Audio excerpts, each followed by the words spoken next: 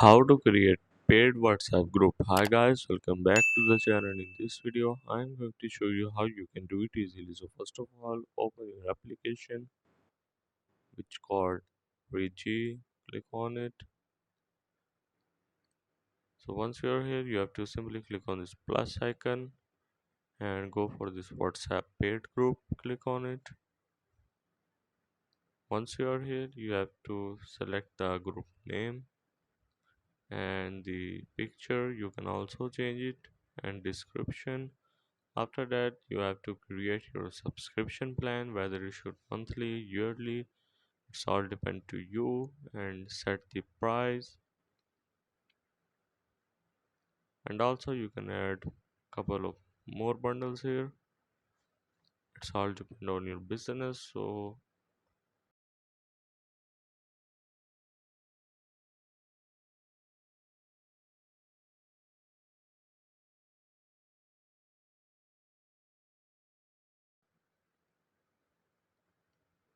let's set it 10% and simply click on tick button, and there you go. So I hope this video will help you out. This is how to create paid WhatsApp group.